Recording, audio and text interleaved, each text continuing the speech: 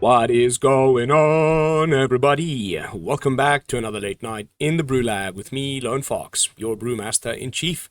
And tonight in the BrewLab, we've arrived at the multicolored cards. So Wooburg is gone out the window. They don't have the. It would be like Wooburg m oo. I'm trying to think of a way of adding multicolored and colorless or uncolored. You know what I mean. Like it's artifacts and the multicolored cards are the next two categories that we're going to be looking at and naming at least one per rarity. But in the multicolored cards in the set, there's no common multicolored cards. There's just mythic, rares, and uncommon. So I've picked, I've allowed myself a little bit of extra wiggle room and picked at least two. However, there's only two mythic multicolored cards in the set, and they're both terrible. Like, well, they're not. They might end up being pretty good, and I might, regret saying this, but both of them don't really do it for me. One is the Planeswalker of the set. There's this Ninja Kaito that can be. It's like a Planeswalker that can be ninjutsu'd. I think it's definitely a good card, and I think in other formats it's going to end up being very significant, but there's not that many ninjas in this particular set. And yes, often with these cards that like immediately you think of the tribal synergies, but then you can end up just playing them in a deck that have no ninjas in it, but it's still like cool because it's a ninja and you can whatever. It's not my kind of card, so I like ended up just picking the Nico Aris as my preferred of the two, but that doesn't mean to say that I think Nico is a good card. There was only two multicolored mythics in this set, and between the Ninjutsu Planeswalker and Nico, I just think Nico is the better one, but neither of them particularly tickle my fancy. But whenever it enters, you create two shard tokens. So we've already had a Nico that makes shards. I can't remember which set it was from. I want to say Zendikar Rising, but I may be wrong there. We'll have to go and look back. But interesting stuff, right? Like you get two shards are tokens that are enchantments. So obviously in a format where we have Eerie, which cares about enchantments entering the battlefield, this is a one card that you cast that puts two or three permanents on the board, but you get two Eerie triggers. That by itself should be noteworthy. But then the fact that you can pay to tap it, exile a non-legendary creature you control, and then shards you control become copies of it until the beginning of your next end step. And then you return it to the battlefield under its owner control at the beginning of the next end step. Like, shenanigans, right? That opens the door to plenty of shenanigans, and we can copy these shards with Doppelgang, and there's another green card that copies tokens. Like, I can see there being some janky potential there. I'm just not immediately sure what it is that I'm going to do with this card, honestly, but like I said, there was only two to pick from. This is my preferred of the two. Which brings us to the rares, and here I had some serious trouble because there's some doozies, but I really did my best to narrow it down to the ones that I think are particularly good and that I think are really, really fun to play with. So my pick for or at least my first pick for multicolored rare from the set has to go to the Undead Sprinter. 2 mana, 2/2 Trample Haste. Okay, you got me going. It's a zombie. Yes, we've got some zombie stuff still hanging around in the format. But not only that, you may cast it from your graveyard if a non-zombie creature died this turn. And if you do, it enters with an additional +1/+1 counter on it. I think that is a little busted-ass card. Like, there's so many... even there's a removal from this set that's like very much like oh my god, I'm trying to think of the name of the card. It's like 1 mana and an additional cost to cast a spell, sacrifice a creature, exile target creature or planeswalker. We've had a few of these effects in standard where like before combat you sacrifice something that you want to be sacrificing for value anyway. And now you will be able to, for 2 mana, bring this back from the graveyard to the battlefield as a 3/3 Trample Haste. That is a nice little card. Just this, like, resilient, tough to deal with, like, constantly coming back, beater downer, boom, boom, boom, boom, boom.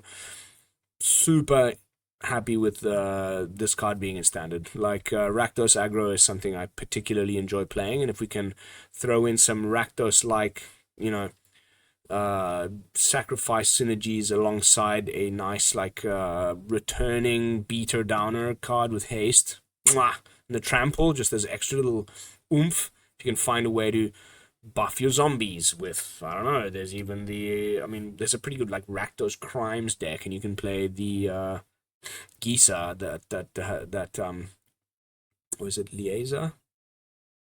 I think it's Glisa. Anyway, there's the 5-drop when you commit a crime, make 2 zombies or whatever, and then it gives all your zombies and skeletons haste, menace. So then this will have like +1/+1 from itself, +1/+1 from the card I'm trying to remember the name of, plus trample, haste, and menace. Like, hell yeah. Can't wait. Next up, onto the mythics, onto the uncommons. This is where I couldn't just pick one. Like, the rare and the mythics, like, those clearly stood out to me as the ones I liked the most. But as far as uncommons, there's so many good ones. This one, though, being a Orzhov fan, being a fan of Reanimation, wow. A 4-mana Reanimation card with no downsides. Ooh, a finality counter. Who cares, man? Like, amazing card. And it's got flashback. So, like, a lot of these, like, self-mill decks where you're trying to put Reanimation targets into the graveyard, the problem is you end up milling your Reanimation card, and then you can't use it again.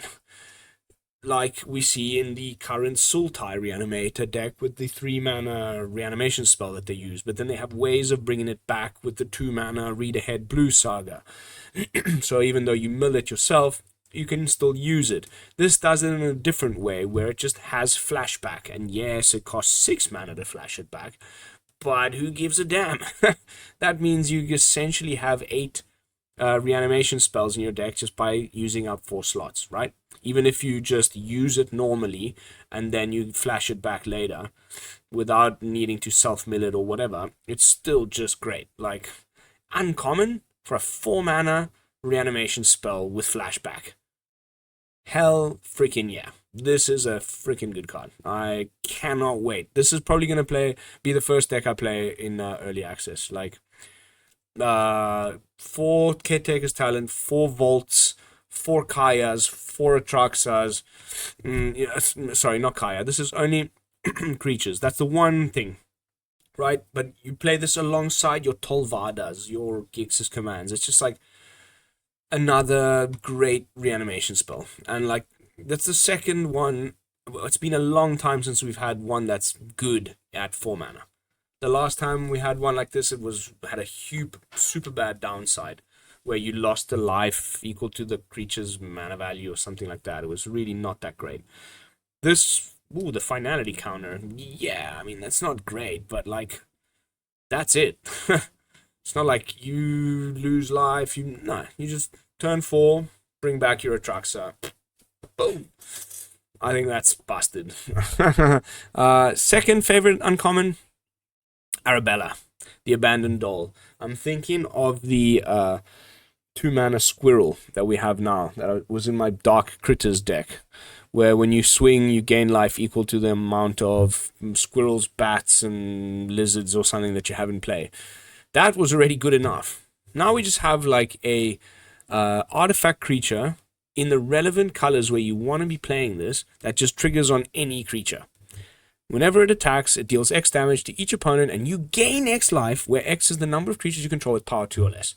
Like, Boros Convoke, Rejoice. You now have an alternate win con that can also be Gleeful Demolitioned in a pinch. You start off with 2 of them in your opening hand, play the first one, swing, get a little bit of damage in, gain a bit of life. Hit it with the Gleeful Demolition, because it's an artifact. Get 3 little tokens, play your second Arabella. Next turn, swing with that one. Now you gain, This is a sweet little card, and I think it might even be like a good commander for my You know, my advice on Commander should be taken with a humongous pinch of salt, because I've literally never ever played it. But it's a legendary, so you know, nice like build around. I don't know what there is not to like about this, other than the fact that it's legendary for standard, honestly. Because otherwise, I'll just put 4 of them in a deck and build something around it on day 1. Just go super wide, swing with this thing. There's stuff in the set that gives the next creature that you play +2/+0 and haste. It's like it's the red enduring card, and there's a 3 mana enchantment that we got from 2 sets back that gives creatures haste at the beginning of your combat. You can play the way that I did it with the song, the Pied Piper card that makes a bunch of rats and gives everything haste. There's so many cool ways to just like go wide, play this, give it haste, swing, boom, boom, boom. And the fact that you're also gaining life, and that it's like relevant card type, being it artifact, I think this is a sweet, sweet, sweet card. And that's it as far as honorable mentions, which brings me to my actual, legitimately, I think, good uncommon. This is probably the Signpost uncommon. The reason why this wins is because it's a skeleton, and because we have already got the 3 mana Corpses of the Lost that makes a skeleton, and is an enchantment.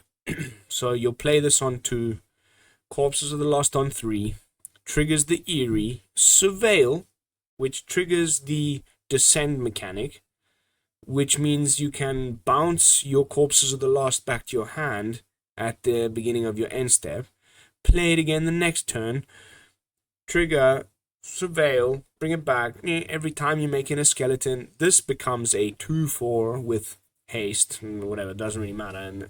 But Dimir skeletons with enchantment shenanigans, and the surveilling can then, like, you know, put stuff in your yard that you want to put into your yard for reanimating or bringing back, like the guy with you know, the one that when you commit a crime, pay 2 mana, bring it back. There's so many little things that you can do with this card on day 1, which is why it takes the top pick. The other 2 that were really, really nice, but this one is actually, I think, legitimately good. And like a 2 mana, 4 toughness with flying against mono red, you know, that's a lot of toughness to get through for those slick shot show-offs. Even if you just throw it under the bus to block a slick shot, you'll still have gotten your like 2 mana's worth, in my opinion. So double thumbs up for Skull Snap Nuisance. And that brings us straight back to the beginning screen. So we're done with the multicolored cards. Yeah, like I said, there were so many rares. I ended up just picking 1, but there's so many good rares. And we'll just have to wait until early access for me to test them out. And then we'll do a little sort of, I don't think I'll make a whole standalone video, but I'm going to go back and talk about some of the things that I've talked about in this little mini series, and see whether I was right, I was wrong, and which cards should I've put in here instead, because I was so wrong. Oh my god, how did I even put that in my top 5? It's an absolute piece of crap. Yada yada yada. We're going to be checking in on all of these statements that I've made and all these little hot takes that I've had. But yeah, I think so far, with only colorless left to record after this video, Duskmourn is looking poised to be a very, very impactful set, and one that will warp the meta in more ways than one and generate whole new archetypes. And that for me is the best thing a set can do to my favorite format. So I cannot wait. Early access is only 2 days away as I'm recording this. I'm getting even more excited. I was already excited. Now I've finished recording this video where I'm looking again over all of the cards, and I'm just even more excited than ever. So stay tuned, but thank you all so much for watching. As always, don't forget to like, comment, and subscribe. This is Lone Fox from the BrewLab signing out. Peace, y'all.